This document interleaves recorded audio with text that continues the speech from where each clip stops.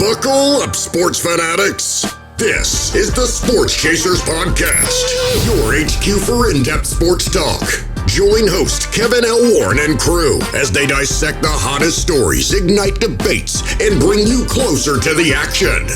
From locker room whispers to expert takes, we cover it all.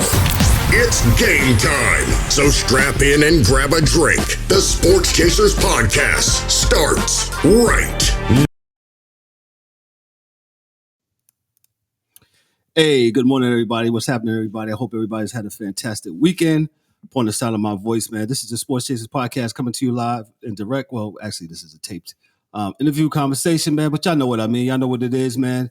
It's the Sports Chasers Podcast. It's the exclusive interview segments here, as we have an exciting guest this morning here on January. Today's the 13th, 2025, and we've got an exciting guest this morning, man. But before we meet our exciting guest, let's meet the crew. We only got one crew member with us today. We got the DA. DA, what's up, man? How are you this morning, sir?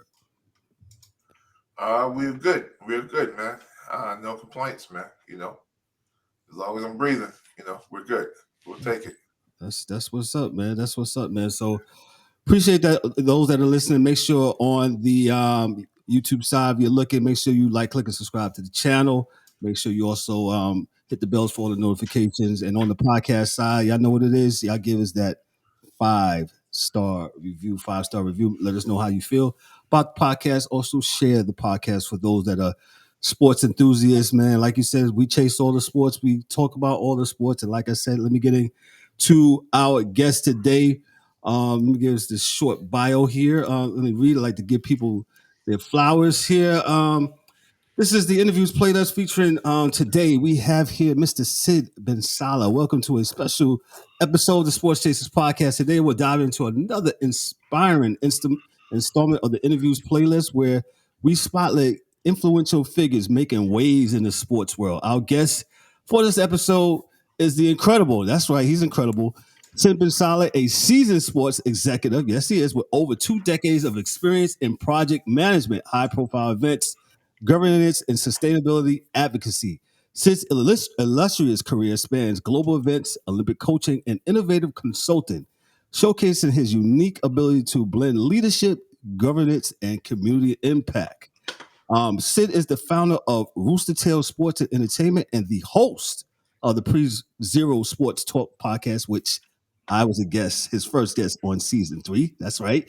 Where he sparks insightful conversations about climate advocacy, youth sports, well-being, and risk management in the industry. Currently, Sid is focused on integrating essentially an ESG strategies into the sports sector, spearheading impactful projects that emphasize conversation, community engagement, and forward-thinking governance. In this episode, we'll explore Sid's journey, his passion for creating meaningful change in the sports industry, and his vision for a sustainable and inclusive future in sports and entertainment.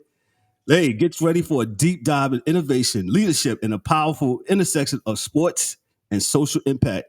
Sit back and relax and enjoy the insightful conversation as we talk to no other with Mr. Sid Bensalah. Let's give him a round of applause.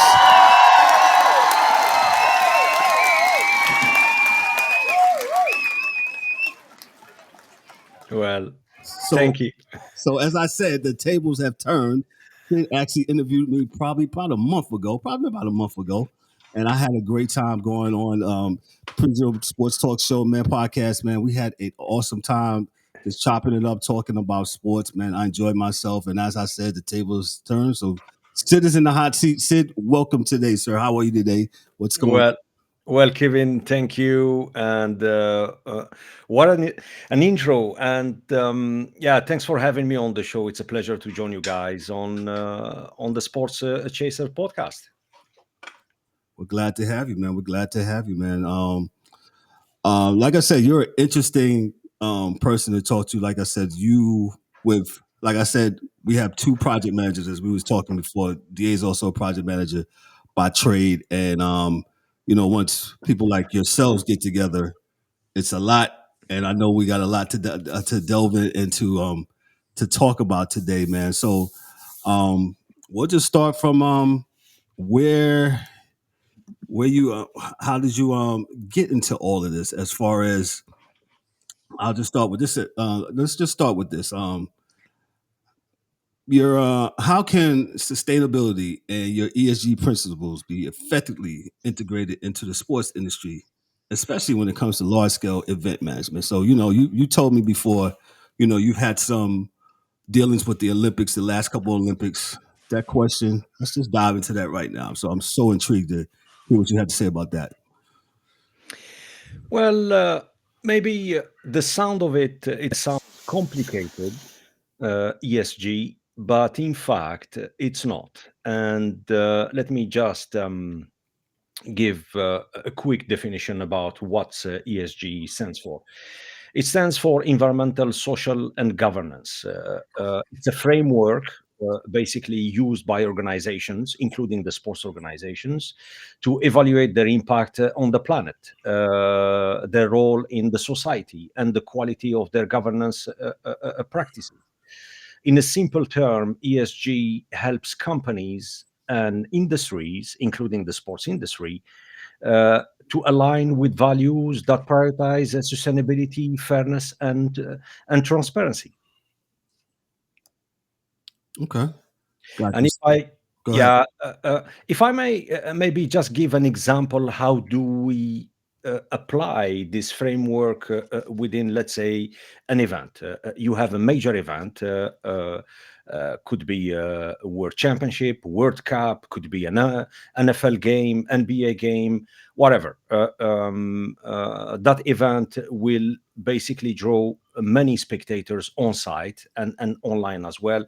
And the way we apply ESG, and I will look, I will just explain the framework, and then I'll come to explain basically in reality what are we doing, what's the sport industry really is doing when it comes to addressing climate change and addressing the impact of the entire industry within the environment and the communities as well. So let's say a sports venue wants to apply the ESG. One of the simple things, for example, you have a stadium or you have an arena, and you ask the arena basically to outsource their energy, let's say electricity, from a renewable source, could be which is out of the grid, where the city from where the city is. Example: solar panels to power the arena with the solar panels, or other means. Providing reusable, for example, drinkware. Engaging with the local communities to promote inclusivity, as an example. So there is various steps where a venue can apply ESG, and depend, depend on the various scoops and levels. And Kevin, in reality, we have so many clubs. We have around the world, in Europe, and as well in the United States, that apply those kind of frameworks. But sometimes it can be overwhelming in practice. For example, we know that 80% from the industry emissions is transportation. And when it comes to transportation, one of the things is we try to reduce our carbon footprint, or let's say the CO2 emissions, which is, which is a big topic today, because the majority, the majority of the people, of the communities, believe that climate change is a reality, and the root cause of climate change is human activity. And then you have other folks where they say, okay, we know that the climate is changing, but we don't believe that it's caused by human activity. So and then sometimes we go into heated conversations, and I don't want to get into Why most of the time this topic it's kind of politicized.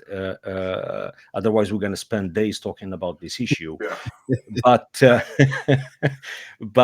but at the end of the day, what everybody is keen or everybody agree is all of us we want three things. We want clean air, clean water, and clean soil from where our food comes from. uh, Either you believe that climate change is happening and the root cause is a human activity, or you are in denial. But all of us agree on these three essential, we can call them human right, which is clean air, clean water, and clean soil. Why we are talking about this issue within the sports industry? Just to give a reference, the sport industry is valued around between 600 to 650 billion US dollar. So it's massive, and it is one of the fastest growing industry in the world, with 140 million active participants, teams, organizations, athletes, Olympic, non-Olympic sports, promoters, host venues, you name it, which is massive. But then the minute we ask, how are we doing when it comes to our environmental impact? There is a big question mark, or if we ask the simple question, how much are we emitting per year as an industry? Right. Then you will not get a genuine figure. And the reason is because the industry does not want to know that Yeah. figure, as simple as it is. And as I discussed earlier with Kevin during my podcast about this issue, and we talked on the side as well about why are we doing what we are doing, trying to provide an open dialogue, an open discussion using this medium, using the platform of podcasting. And one of the things is we should not shy from talking openly about this kind of issues. Anyway, but See, yes.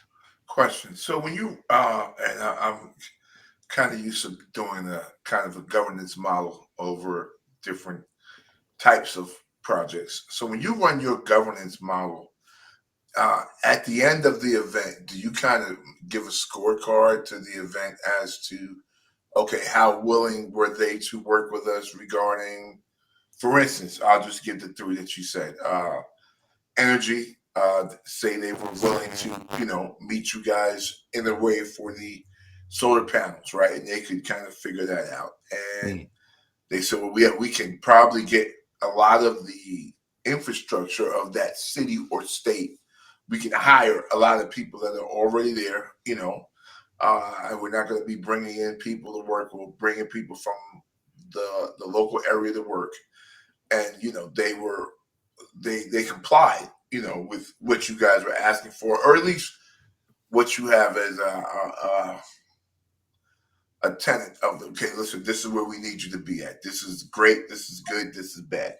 And the next thing is maybe they couldn't get the last piece, which was the cups or reusable drinkware, or do you guys give them a score after the event, or is that something that's held until you can kind of get a critical mass of events to kind of pull your numbers from and say, well, listen, in Europe, we're doing this well. In Africa, they're doing this good.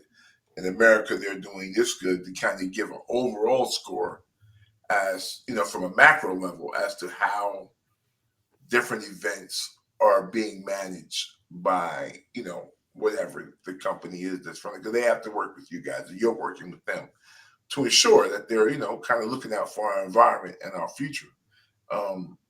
Is there a score after the fact, or how do you guys do that? Well, look, most of the organizations, most of the companies, they love receiving scores, they love receiving certificates, which they use them. And To make more look, money.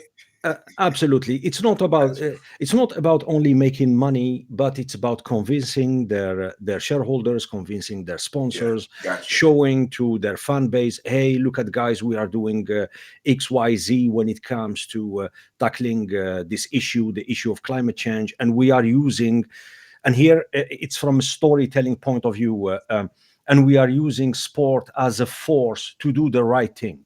Yeah, we need to be honest about the mission, about the purpose, and the meaning as well. Because at the end of the day, one thing that you cannot do, it's fool your supporters, and you need to be authentic. But let me go back to what I was talking. Look, it is clear that the climate is changing.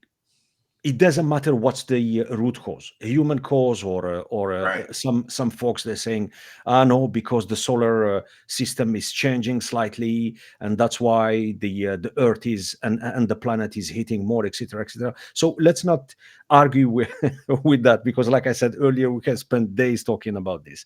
But the majority of the scientists, I must say 80% of the scientists, and God knows how much I read, 80% of the scientists, or let's say the majority, they strongly believe that climate change it's the result of human activity. Or, as I simplify it most of the time to the listeners, it's the result of human prosperity since the Industrial Revolution. Yeah.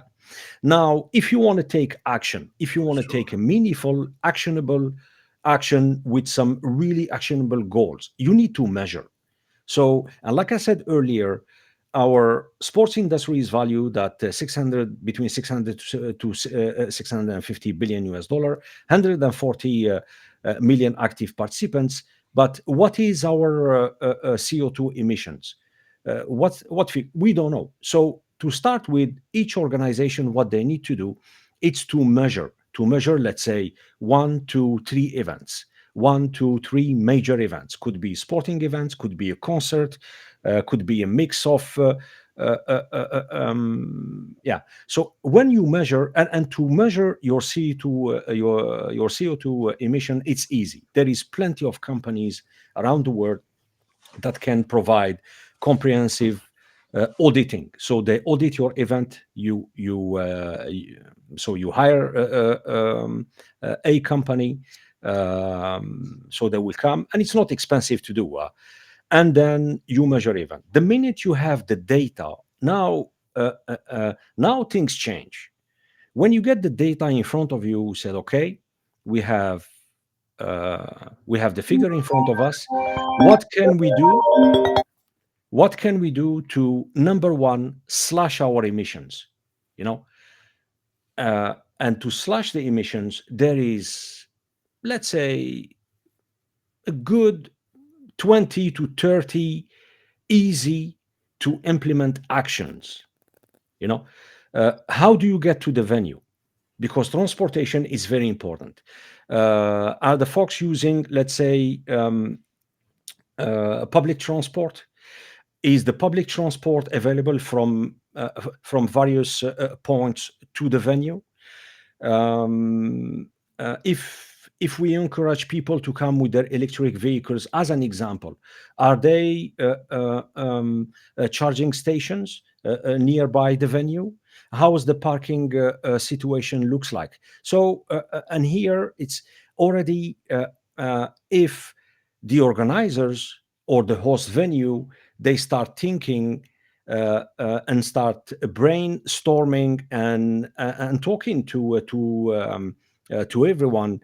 You can come up with, let's say, 10 good, easy to implement ideas. That's one thing. Number two,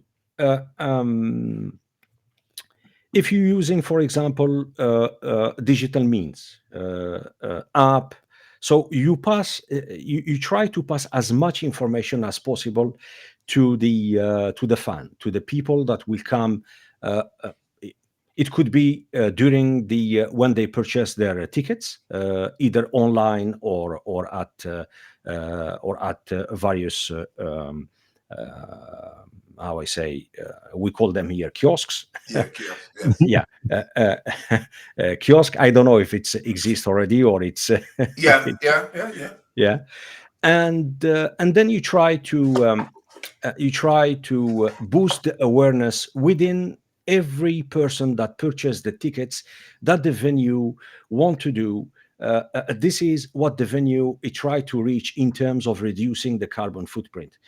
It should not be something complex, something out of this world.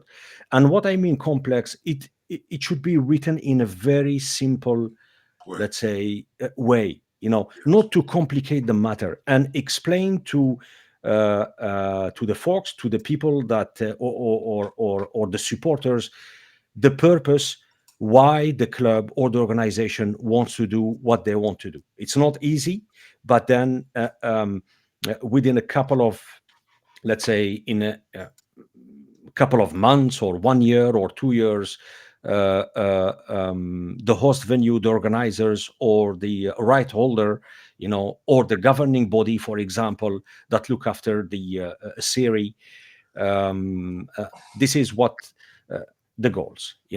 Then we talk about, if it's, let's say, if it's a major event like the Olympic Games, for example, there is no, how I say, there is no point for the organizing host or the organizing authority when looking for a third party suppliers to go overseas or beyond the border of the venue, Okay. of the city itself.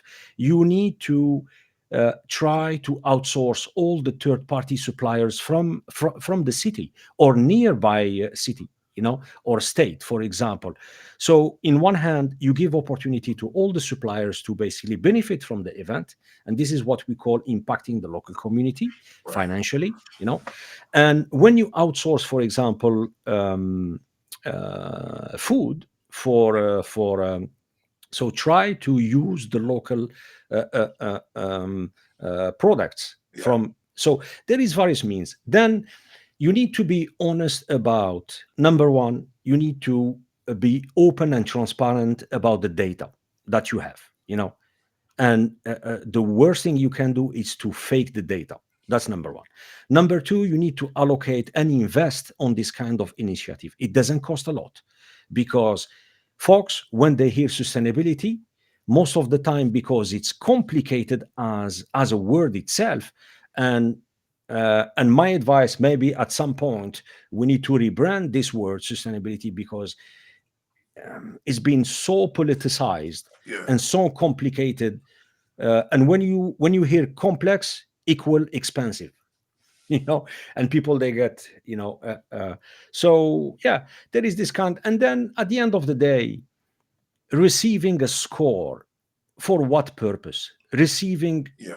a certificate, for what purpose? Because you doing this, look, we need to ask ourselves, when a host venue or a host city or a promoter wants to do an event, the first question is why. Obviously the answer is, we want to make money. Yes. you know that's the first answer. And I challenge anyone who say, oh, no, no, we're doing this for the youth program, for the youngsters, to empower the youngsters, to empower a community. Sorry, it's a BS. you know uh, uh, um, Agreed. and there is no shame. Let me be clear, there is no shame to of making money, making profit. At the end of the day, it's a business. But in the same time, you can tick all the boxes in terms of, yes, the arena has to make money, the promoter, they need to make money, the suppliers, they need to make money, etc., etc. And we know the impact of the pandemic in 2020. The sports industry took a big slap, Yeah. including the entertainment, sorry, the hospitality industry. And we don't want those kind of events, like a pandemic, like COVID, what happened in 2020, and then it carry on in 2021. And a lot of companies, a lot of organizations, a lot of people lost jobs. It was horrible for the sports industry.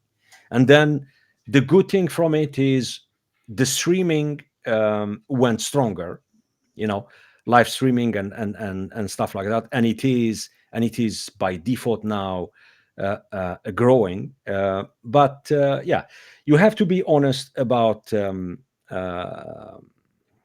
about the data. You have to be very clear and with a simple language about what you want to achieve, and you explain why you want to do it. Got you. Let me get in here for a second, Sid. The last three Summer Olympics. I'm not going to count Tokyo. So we just Mhm. had Paris, right? We had Rio, and then we had London, right? Your thoughts on the ESG impact of those, or if you was close enough to it to give it like a what's your thoughts on that, on those three Olympics? Um, Let's that's start a with let's start with Paris. Let's just start with Paris. How about that? that's a good question. Look, Paris by default ticked all the boxes, and I must say, Paris was a very, very successful Summer Olympic. Before Paris, I think the other reference was the London Olympics in 2012. They were successful. Mhm. They, I must say, they did quite a lot in terms of addressing this issue. And at that time, 2012 was kind of uh, um, they it was clear that bringing the Olympics to London, you know, is gonna give a lot of opportunity to the communities. Is gonna is gonna And London had already many facilities, stadiums, arenas, and things already that were there. The public transport is one of the best as well in the world, you know. But they implemented and they took some initiatives in terms of addressing sustainability and trying to do their very best to minimize, uh, put it this way, to have an eco-friendly games, and they did. Uh, Fast forward, okay, COVID happened. Then the Tokyo Summer Olympics, they were postponed. Mhm. I Then the IOC, the International Olympic Committee, based on what happened in London. And here we're talking Summer Olympics. We are not talking about Winter Olympics. Winter Olympics, that's another. Yeah, I was asking about the summer. The- yeah, So I was yeah. asking about Rio and London, because Rio happened in what, 2016, correct? Rio 2016, but the report I saw from Rio 2016, beside of the game, beside of the excitement, beside of Rio delivered good games, and we've seen a spectacular, let's say, matches in swimming, in athletics, and things like that. But the question is, did the Rio de Janeiro community benefited from the games? That's the main question. You know, Apparently, to build or to upgrade some sporting facilities, they had to displace the entire communities. Wow. Yes. Now, what do you have to say about that? So hosting those major events, at what cost? you know I give you an example: the next Olympic Games, and I come back to your question, Kevin. The last Summer Olympics in Paris, but the next Summer Olympics in LA, and knowing, and I feel sorry with what's happening right now with the wildfires in Los Angeles and in California. um, so the minute the the venue is declared, is announced, the first thing that you see in terms of change is the real estate. Hmm. You know, 4 years prior the game, or 8 years prior the game, the real estate value, it start to go up. Is it good? Is it bad? It's a question. You know, then the cost of living start going up. So and this is the reality. Because when you say that the main purpose of hosting the Olympic Games, it's it's to how I say the I'm trying to find the it's using the power of sport to unite, using the power of sport to do the right things, but when you say to do the right things, at what cost? Because we know by default the local community or folks that lives in the proximity where the games is going to be hosted, they will be impacted. Some of the benefits, yes, there will be upgrade into the public transportation system. There will be, but then when you build many stadiums, many arenas, indoor, outdoor, and things like that, what you do with those infrastructure after the games, the village where all the countries the athletes they're going to use for accommodation and things like that. What you do with those facilities, the accommodation after the games? Are you going to turn them to a social housing, for example, or hotels, or are those facilities will benefit positively or impact positively the local community? So it's yeah, it's look. I believe that now the IOC, the International Olympic Committee, in their bidding process with the host cities, the environmental and sustainability issue is clearly defined in there. The impact with the local communities, maybe it need to be addressed more. A little bit. Yeah, I'll give you an example. The last FIFA World Cup, the Soccer World Cup, was hosted in Qatar, in Doha, Yeah, not good. December. Yeah, Qatar. Yes, the games they were fantastic. So they deliver really outstanding World Cup. But then Qatar is a smaller country. I don't know how many stadiums they build.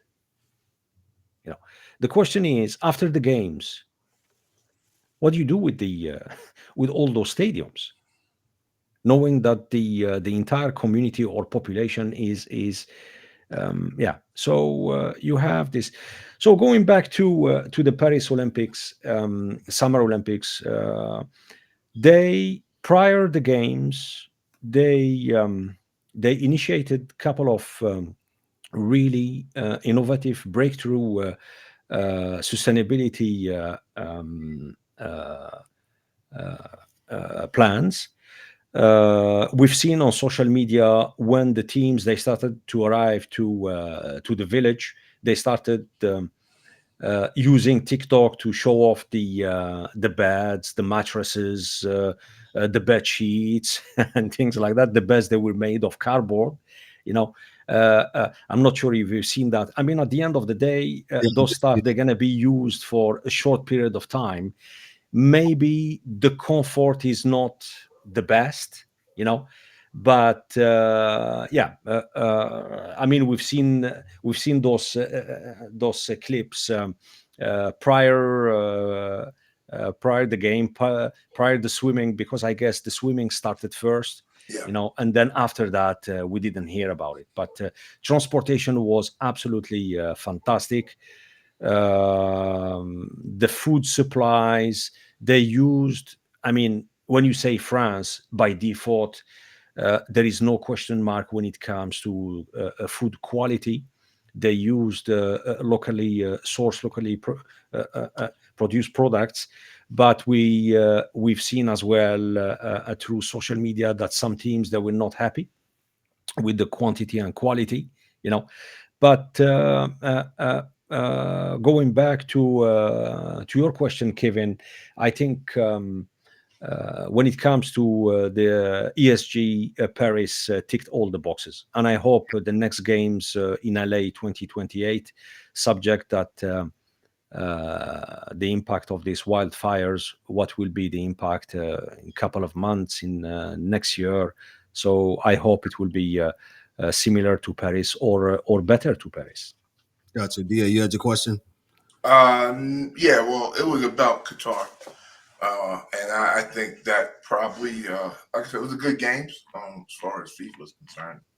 The soccer was top notch, but I definitely know the treatment of the folks that were working to build the stadiums, as well as the treatment of those after, because they weren't local to Qatar. Most folks that worked there were shipped there from other near regions, which is good for those regions to get work, but they weren't really paid equitably. And a lot of folks, the conditions while building those stadiums was not good at all. So FIFA definitely has some work to do for the next World Cup. But I always thought, even since I was a kid, it'd be easier for FIFA to always follow an Olympic city because the stadiums and the infrastructure is already there. Yeah. So but that's just me. Yeah. Yeah. Let me mention something again about Qatar. And here, look, the host city has delivered a fantastic games. Yeah. There is no discussion. Yeah. Beautiful. The why and what and things like that. That's another topic. But a topic. But let me say something. Couple of months prior the FIFA World Cup, the president of the FIFA, Gianni Infantino, and he said it publicly. There was a press conference, and he said, and I quote, that the FIFA World Cup Qatar will be the first ever World Cup that it will be 100% eco-friendly, meaning no emissions. Carbon meaning carbon neutral. And we're talking earlier about you have to be honest about the data that you have. You have to be honest and transparent about talking about the problems, about the issues. There is no shame talking about the challenges, the issues, and in the same time, you can address. Okay, you say we have this issue, and this is the solutions that we are, or the project, or the plan, or our goals for this year, next year, but to come a couple of months before the event, and you say that these games or the World Cup is going to be carbon neutral. Come on. So yeah. And it goes to what you said earlier, right? So giving the scorecard may not necessarily help because, some of the folks that are running these will put it out there to say, hey, well, we did this based upon it. And I'm not saying your scorecard, but anybody's scorecard, and then they could use that to kind of say, well, listen, we did this. And they may not necessarily be totally forthright and with what they're saying, right? And it may not be total transparency. So, yeah, I think it's right to not just give out certificates for no reason. As I think, as you said, folks who use that maybe in not the most genuine. No. Yeah. So they use it for makes sense. Yeah. They use it only to boost their image. They use it for marketing purpose, and they use it for more profit. To drive more profit. And then we were talking earlier, the why. When you ask the question why you want to do this, why you want to get a credit, why you want to get the certificate, for what? For the community? No, it's not for the community. Yeah. But when you are honest and you put a plan and you are transparent with your plan and the goals, and maybe you will not achieve your goals, which is okay. It's not a problem. Most of the time, it doesn't mean if you implement a strategy or you implement a roadmap, it doesn't mean that you're going to reach your 100% goal. But then you have to be honest. And trust me, when you do that, the community will rally behind the club, behind an organizer, behind the team. And they will feel proud to be part of this. But you cannot say, hey, we want to do, let's say, we want to be more sustainable. Therefore, we're going to take actions. Then the club will hire a company to do, let's say, an audit, And even when you do an audit and you pay for it and you get the data, but then what you do with the data later on, you Yeah. know. And most of the companies that do the carbon footprint or a CO2 emissions audit, by default, they gave you a certificate. So you Yeah. will get certificate. What you do with certificate? You frame it and put it in the clubhouse. Right. So So last one of my last questions would be, so how do you guys attack? Like, so we said clubs, and that brought up a great point that I wanted to make was, so in football in Europe, you know, is there a way that you guys can kind of start kind of grassroots and maybe have, you know, what you're doing bubbling up? So at, you know, a team in the C division, Mhm. and you know, Dortmund's, you know, C League team, that you can start with them and figure out, okay, listen, this is the things that you can do at your matches, excuse me, to be more sustainable with your facilities, with the players, you know, your 16, 15-year-olds, and things of that nature from a youth level that could be bubbled up to the, you know, the A-League team? Or how you guys approach that when you guys have an organization that wants to work with you, but, you know, maybe they have, you know, a lot of different divisions? Or do you do it holistically? Or how do you guys attack those types of partners and partnerships that you may have on the go forward? You know, how do you attack those from a yeah, corporate perspective? yeah. If I understood you, are we still talking about the ESG topic? Yes, ESG. Yes, sir. Yeah, yeah, perfect. Look, let's talk about. Look, here in Europe, most of the clubs, since even prior to the pandemic, they started to take action. Not big steps, but at least they are doing something. Yeah, from boosting the awareness about the impact of sports within the. Look, I'll give you an example. Most of the clubs here, when it comes to the youth program, you have pitches where you don't have natural grass. You have artificial synthetic Right. grass. Yeah. A couple of years ago, 10, 15, maybe 20 years ago, most of that solution, the artificial grass, most of it come from China. And then it's been discovered through studies. Some universities, they did studies. Most of those pitches, artificial pitches, they were toxic. They had Yeah. toxic chemical stuff in them.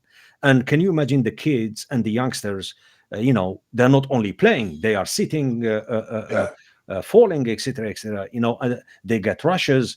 So within the EU regulations, um, they put so there were quite very strong regulations in that regard. And then we've seen different type of synthetic or artificial grass, for example, that it is less harmful using, for example, because at the end of the day, it's like a carpet, that you roll Yes.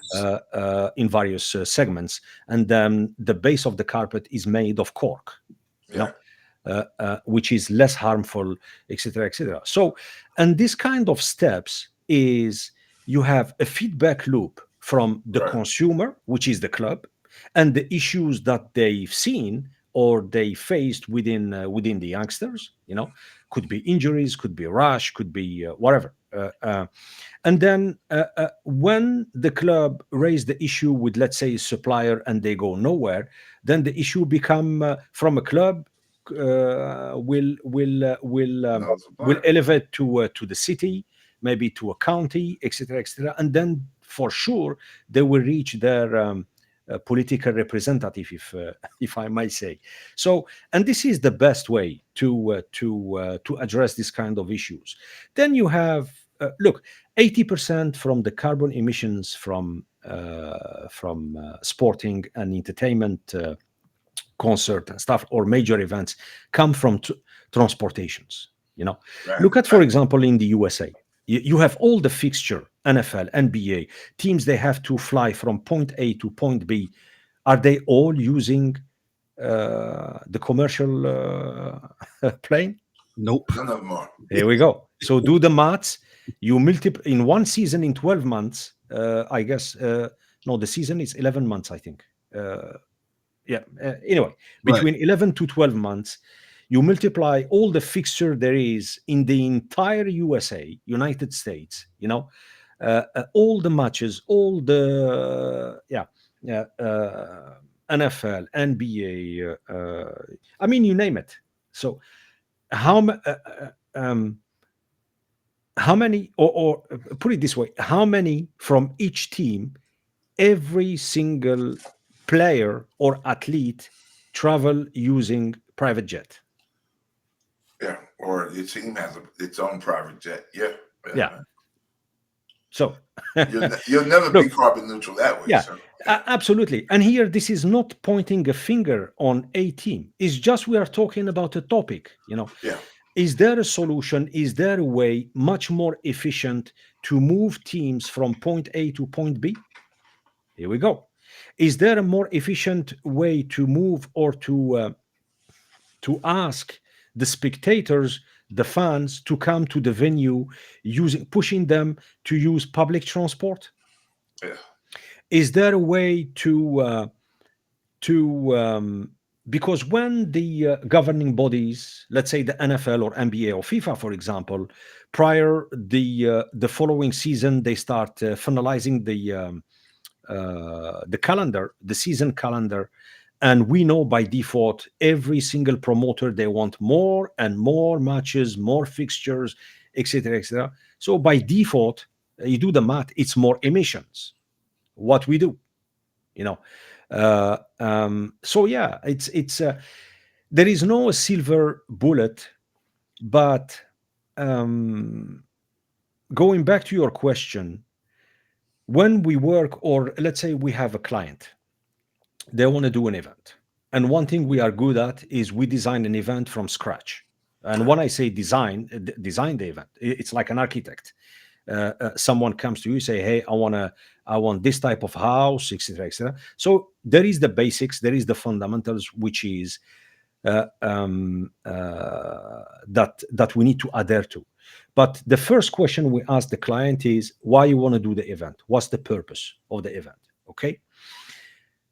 When we get the answer, we plug that answer within the process, but we tell the client that whatever step we do within the design phase, sustainability is and will be embedded within our design phase, and we're going to come up with solution suggestions that will be within the approved budget for that event. We are not going to come with some crazy things that is gonna that will go over budget. So and then when we have this kind of dialogue, and then in the same time we ask the host or the clients, your community, what they want. Do they agree that you want to host this kind of event? Have you talked to the community through survey, through whatever, through media, through and what will be the impact? Because when we receive the why to the question, then clearly we see exactly what's between the line. Yeah.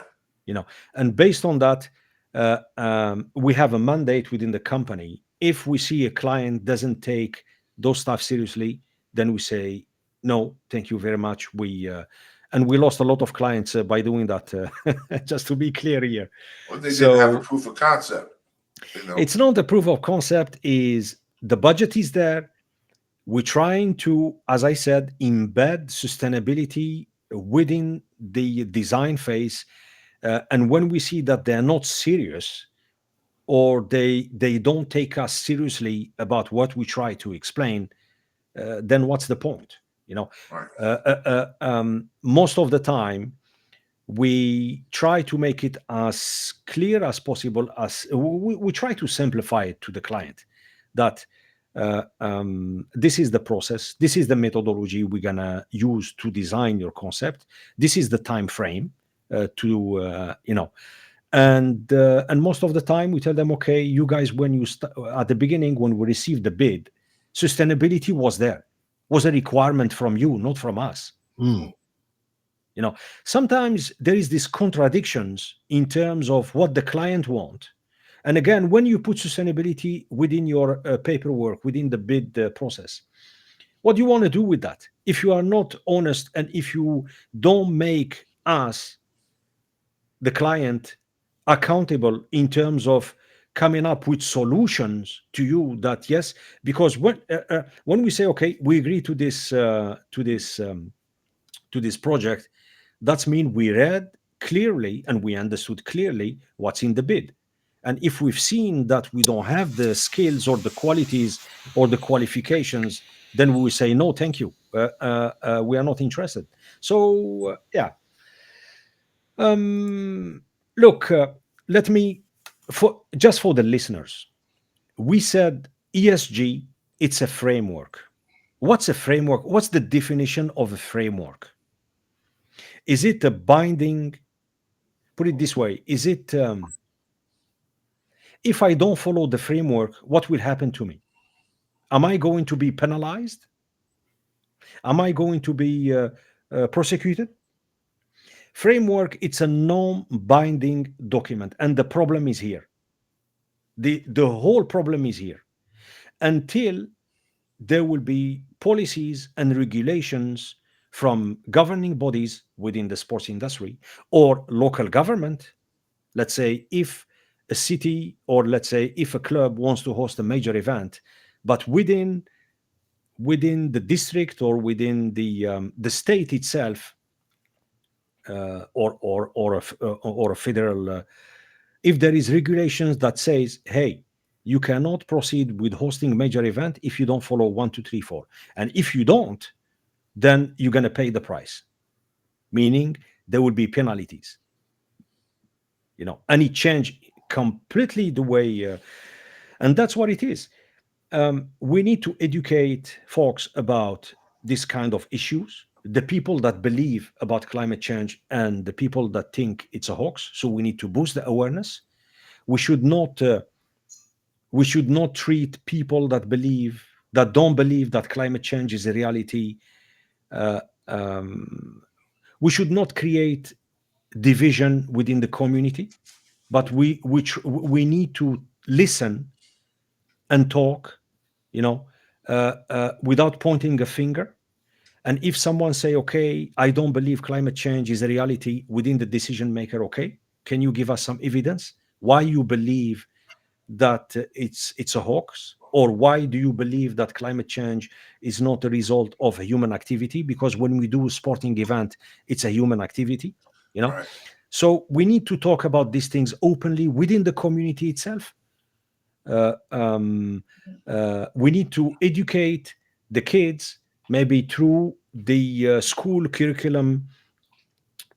We need to include sustainability and talk about climate, talk about the planet, and talk about the wildlife, for example, talk about conservation, talk about preservation, and most of all, talk about the three necessities, which is that humans need, or all species need. It's clean air, clean water, and clean soil, you know, which are very important.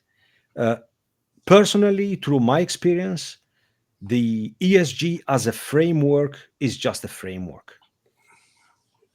It's just a framework.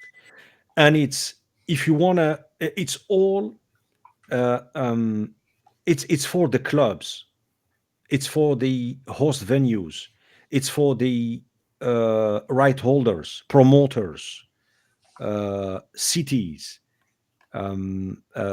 concert organizers, and things like that.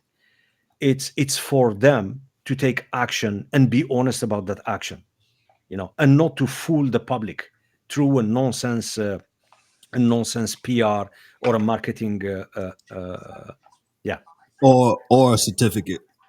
or Sid, certificate or score. Sid, let me ask you this. First of all, this has been very, very intriguing conversation we had. But I don't really think we can do this in one take. We probably going to have to do this in two episodes because this has been so So great. We didn't even get into your podcast. We didn't even get into your business and how you do talk in the community, how you do with the youth community. So before we wrap up, though, what is your last, if you agree, sir? Because I love talking to you, sir. I think this has been really, really, really great. That like I said, we probably need to do this in two episodes, man, because this has been really great. But before we wrap up, what was your last couple events that you worked in your role? As a major event or Major event. Yeah, your major event. okay, prior COVID, we put together around, as a company, we put together 12 new concepts, 12 major events. Just to give you an idea, to put an event together, it takes 2.5 to 3 years. Mm. Yeah, and this is brand new concepts for government entities. Yeah, between Middle East, Far East, Asia, and two in Europe.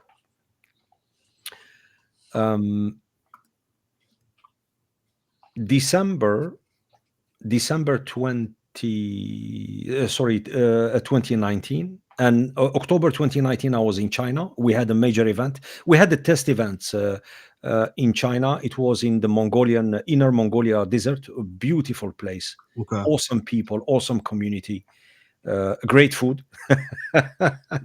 Great food. The thing about the events, because when you host, I used to host around 100 events, major events a year. Meaning every 3-4 days there is an event. So you start an event and you're already planning the number 6, 7, 8 and things like that. And most of the time you forget the event, you forget what happened in the event, beside of course all the documents you have. But when there is a good party or a good social program, you never ever forget that.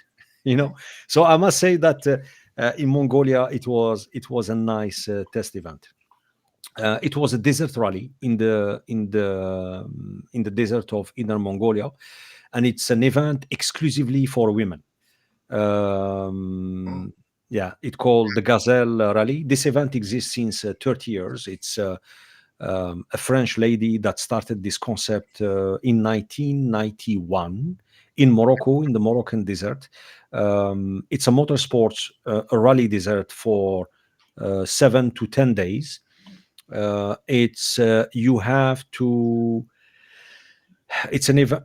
Each team, they need to run around 2,400 kilometers in total, which is quite a lot. Yeah, that's a lot. You are not allowed to use GPS. You are not allowed to use cell phone. It's only a compass and a map, like the old time. Wow. And it's and the clock is not the timing. I mean, who crossed the finishing line first? It's not the winner.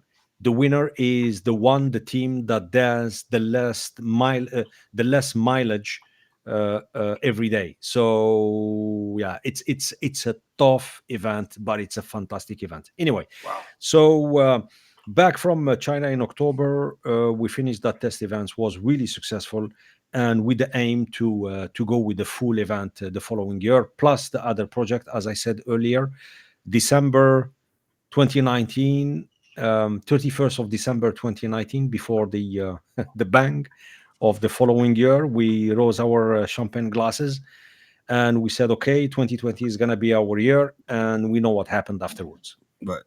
Yeah. So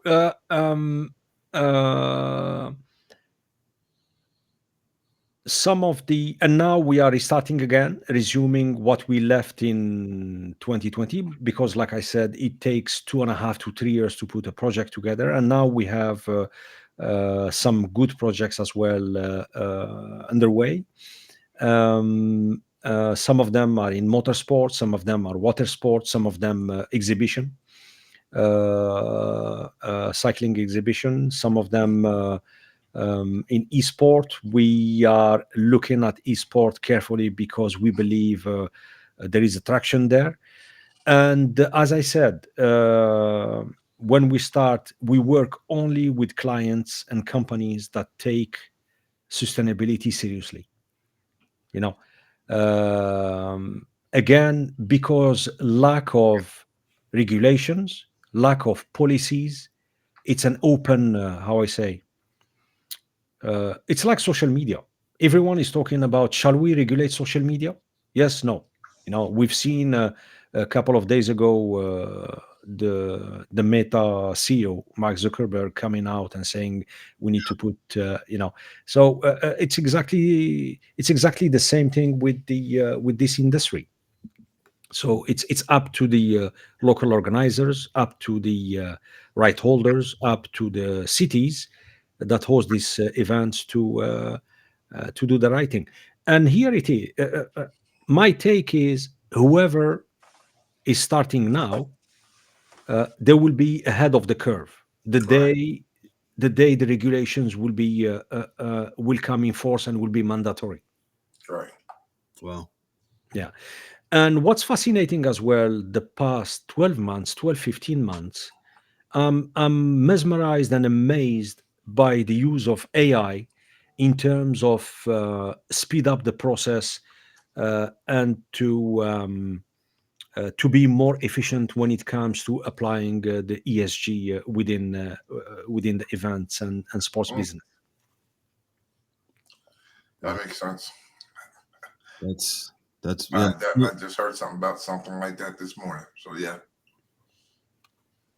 Wow, that's pretty. That's a lot. Said you with this ESG thing. This took a lot, man. Like I said, you're extremely passionate about that, and I definitely appreciate that, and then and the cause of it, and you telling companies and individuals, you standing on business, as we say here in the U.S. Hey, if you're not really serious about it, man, we really don't want you as a client. And kudos to you for standing on your principles when it comes to this carbon emissions thing. I tell you, if you do a audit on the U.S. and some of the U.S. cities, good luck, um, because we got some issues over here with that. I guess that's trying to work on it, but from you was talking about from a travel issue, such as let's say for instance, me and DA is from New York City, and in New York City, you can get to all the major events via the subway or via mass transportation. South Florida, I live in now, nah, not so much, man. You got to drive. Yeah. You got to drive. Charlotte, North Carolina, maybe from one end of the city you can, but not from where DA's at. Nope, got to drive. Well, and I guess with cities, with sports, any events, Yeah. especially of the large type that Sid deals with, you're going to have different locations with different mass transit hubs. Ensuring that the city has the infrastructure for these things. Those things have to be there Right. for it to be kind of neutral, right? So we're you got folks that can ride their EVs there, and then they have to be able to charge the EVs, right? Then you have to have folks can get out of their regular cars some ways away from the event and get on mass transit to kind of not just ease the roads, but ease the skies, as Mm, far as the mm, emissions. So mm. all those things have to be in place prior to the beginning of these things. So Yeah. it is definitely a huge undertaking, but it's one that we got to take. So Mm. it's not something that's necessarily a choice. So at least not in the future it won't be. Maybe the day guys can have a choice, but it won't be in the future. So you may as well get on it now, right? So, but yeah. It was Yeah. great meeting you, Sid. Great talking to you. That's for sure. Yes. Like I said, Sid, this will be part one, and if you agree, we'll have you back. Like I said, I even talk about the Pre-Zero Sports Talk show that you got. Your work in the youth community, and we'll just have to pick another time here really soon to get this together because you have a Yeah. lot to say, sir. You absolutely have a lot, and I'm proud. I'm glad that we have met you today, man. So we'll get into that, and You sports. yeah, Love you sports. yes. And I have my rapid fire questions for you for the next. Mhm. So listen, Shoot.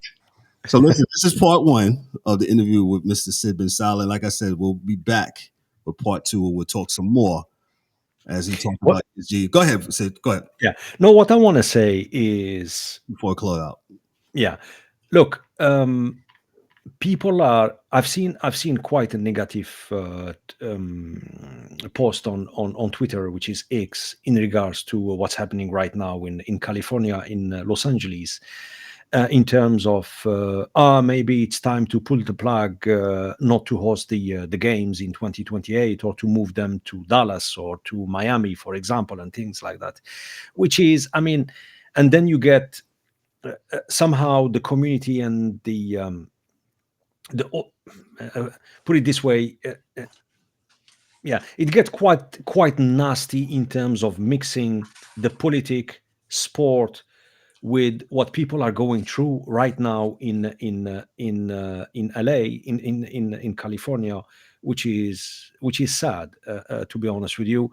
But I think you should maybe use your platform to talk about the upcoming Olympic Games, to talk about these major events, and the impact within the community. That's what it is. Not to focus too much about who's really hosting the event, etc., etc. Because, like I said earlier, when we host those major events, we need to ask the question, why? Why are we doing this? And if there is no answers, or if the answers are foggy, then there is a problem. I already got mine. So next time we come back, I definitely will give you my take on it, because I already. For me, it's a chance to start things. You know, when things are wrong, nature gives a path to make it right. Mm-hmm. It may be a chance to rebuild infrastructure in the northern part of that state. There are a lot of things that they were supposed to do in California for years that they did not do. Right? It's a lot of chance you put people back to work building things, rebuilding things, and not just rebuilding mansions. You know, if you want to build the stadiums for the Olympics, you got land. There's land there now. Right? And if you're not just building Kardashian homes or rich people homes, you can build a lot of things. And maybe some people need to give up some, which they won't, but meaning to say give up some to where they get some later. Meaning to say that California can work something out with these folks. They can get other land or other parcels and other places, but you can put this stuff here, right? You can put the stadiums, and you can build them in a sustainable way, because you know what the weather is there, as opposed to a lot of things that are being built there now are not based upon the weather patterns in that part of the country. They're not prepared for the floods, and they're not prepared for the fires, and they both happen every year. Yeah. So if you want to be sustainable, that's what sustainable means. By definition, prepared for what happens. You have to be able to sustain it. And they have floods and they have fires every year in Northern California. And the mansions that are built there now, and I'm not trying to tell anyone to get rid of their house. But in this and I got to go on this note, but just so in New Orleans and just in North Carolina, and they just had a hurricane. They told folks, don't build houses in the lower whatever ward in New Orleans, because you know every year it's going to flood there. In the Barrier Reef in North Carolina, they tell people, we're not going to give you flood insurance because you know it floods there every year. Yeah. But they don't say the same thing to the people in Northern California, Northern LA, because they are who they are. But the same stuff happens every year.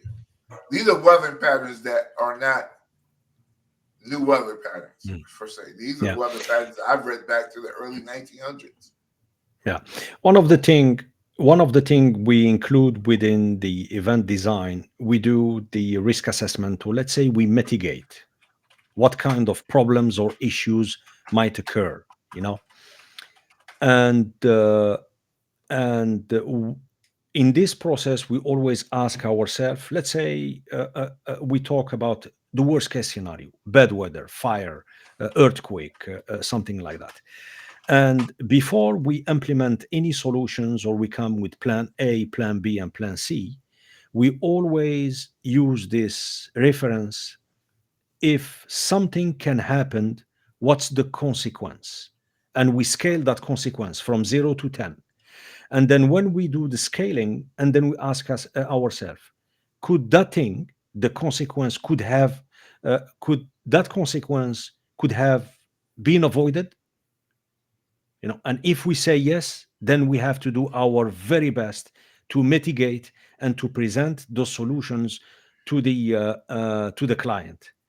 So one thing is clear, that what happened, what we are experiencing, watching on TV nonstop about what's happening now in LA, it could have been avoided with the better planning, with